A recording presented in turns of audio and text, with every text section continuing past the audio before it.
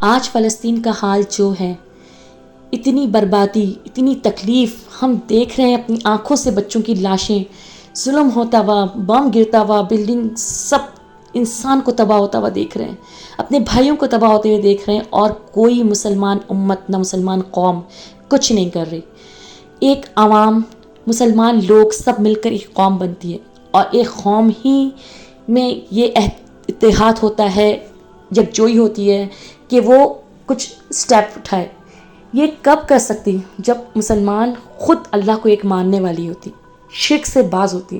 آج آپ دیکھ سکتے ہیں کہ پاکستان میں کتنا شرک ہو رہا ہے، ہر جگہ لوگوں نے اللہ تعالیٰ تک پہنچنے کے وسیلے بنائے ہوئے ہیں، جبکہ اللہ پاک قرآن میں کہہ رہے ہیں کہ کون سی ایسی چیز ہے زمین آسمان میں جو اللہ کو نہیں پتہ، جس کا تم سفارشی بناتے ہو۔ جب شرک کرنے والوں سے پوچھا جاتا ہے کہ تم شرک کیوں کر رہے ہو، تو وہ کہتے ہیں ہم شرک نہیں کر رہے، صرف اللہ تک پہنچنے کا ان کو وسیلہ بنا رہے ہیں، جو خود خبروں میں ہیں، جن کو کچھ نہیں معلوم، جو اللہ کے پاس پہنچ چکے ہیں، جن کو اپنا نہیں معلوم کہ وہ کب اٹھائے جائیں گے، ان سے جا کے بھیک مانگی جاتی ہے، ان سے کہا جاتا ہے کہ اللہ تک بات پہنچا دو، جبکہ اللہ کہتے ہیں کہ کون سی ایسی چیز ہے زمین آسمان ہے جس کا اللہ کو نہیں پتہ۔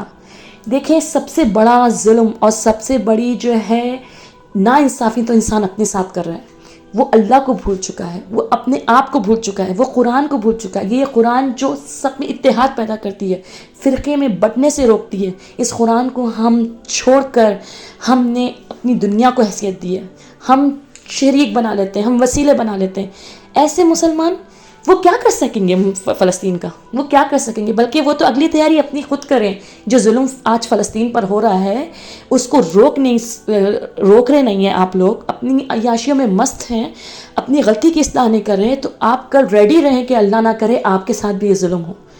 پلیز اپنے آپ کو روکیے، ان شرک سے روکیے، اس ظلم سے روکیے، اور اللہ سے ڈریے، اور اپنے آپ کو اللہ کے سپرد کریے۔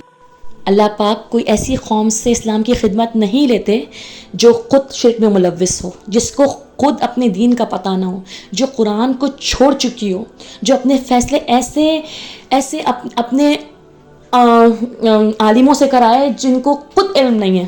دیکھیں، اللہ تعالیٰ نے قرآن سب کے لیے آسان کیا ہے۔ عالم وہ ہے جو قرآن کا علم رکھتا ہو، قرآن کے مطابق فیصلہ کرتا ہو۔ اللہ پاک جب نبی صلی اللہ علیہ وسلم کو باؤنڈ کر رہے ہیں اس بات کے لیے کہ انا انزلنا الیک الکتاب بالحق لتحکم بین الناس، کہ ہم نے قرآن تم پر اس لیے نازل کیے تاکہ تم اس کے مطابق لوگوں کے درمیان فیصلے کرو، تو اور کون ایسی شخصیت کو ہم اس کا حامل بنا سکتے ہیں کہ وہ ہمارے فیصلے کرے جو قرآن کے خلاف ہو؟ کیا آپ اور ہم میں سے کوئی یہ بات سوچ سکتا ہے کہ اللہ پاک نے نبی صلی اللہ علیہ وسلم کے فرمایا، جس نے نبی کی اطاعت کی اس نے اللہ کی اطاعت کی؟ آپ کبھی یہ سوچ سکتے ہیں کہ نبی صلی اللہ علیہ وسلم نے کبھی کوئی ایسی بات کی ہوگی جو قرآن کے خلاف ہو، یا کوئی ایسی بات کی ہوگی جو قرآن میں درج نہ ہو؟ نبی صلی اللہ علیہ وسلم، حضرت عائشہ سے کسی نے پوچھا کہ نبی صلی اللہ علیہ وسلم کیا تھے، تو انہوں نے کہا کیا تم نے قرآن نہیں پڑھا؟ وہ ایک چلتا پھرتا قرآن تھے۔ انہوں نے قرآن کو پریکٹیکل لائف میں لایا۔ ہمیں چاہیے کہ آج ہم نبی صلی اللہ علیہ وسلم کی صحیح بات پر عمل کرنا چاہتے ہیں تو ہم قرآن کا مطالبہ کریں۔ قرآن ہی ایک ایسی کتاب ہے جو ہمیں نبی صلی اللہ علیہ وسلم کی طرف، ان کی سنتوں کی طرف لے کر جائے گی، اور قرآن کے مطابق اپنے فیصلے کریں، اور اللہ سے ڈریں، اور اللہ سے معافی مانگیں۔